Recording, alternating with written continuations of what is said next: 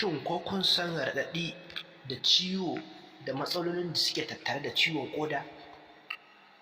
Assalamu alaikum, barka da shigowa wannan tasha ta Gidauniya TV. Yau muna kawo muku abin da ya shafi ciwon ƙoda. Ciwon ƙoda wani rashin lafiya ne ko wani cuta ne wanda yake yana da matuƙar matsala kuma yana da matuƙar wahala wajen magance shi, wanda kuma babban hanyar magance shi shine canza wa mutum ƙoda, wanda kuma sai ka kashe wasu miliyoyi na kuɗaɗe. To, abin da yake faruwa dai shine ita ƙoda amfaninta shine daidaita sinadarai da kuma ruwa da yake jikin mutum. Duka wani abu da ka sha ko na guba ne ko na wani da zai iya kawo ma matsala jikinka, ita ƙoda ita take tace shi. To duk wani aiki na tacewa abin da ya shiga cikin jikin mutum ta jini zuwa fitarsa ta fitsari, ƙoda ce take tace shi. Don haka halin da ƙoda yake rasawa ikon cire duka wata shara da take cikin jikin mutum da kuma daidaita shi wannan ruwan ko kuma daidaita jini da ruwa a cikin mutum, shi ne ake kira da kidney failure ko ciwon ƙoda, wanda kuma kashi-kashi ne. To ita gazawar nan ta ƙoda wato kidney failure tana faruwa ne lokacin da ƙoda ta zo lokaci guda ba zato ba tsammani ta kasa yin wannan aiki da ya kamata ta yi, wato ta fitar da dukkanin wani waste product, duk wani abubuwa marasa amfani, duk wata shara da gwaji wanda ta bi ta cikin jinin mutum, wanda ta bi ta inda muka ci ya bi ko muka sha ya bi cikin jinin jikinmu duka dai ya fice, ya shiga cikin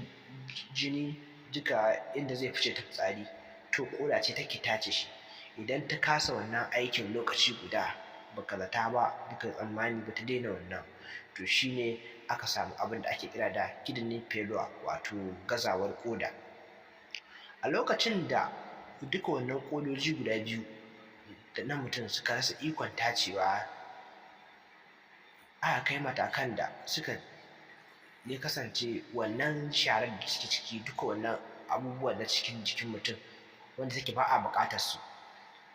ta kasance ita ƙoda sun kasa tace shi su fitar da shi, to yana taruwa ne a jikin mutum, kuma wannan taruwar da yake a jikin mutum shi yake kawo cunkushewarsa a cikin ƙodar da kuma cikin jinin mutum, saboda ba yanda za a iya fita.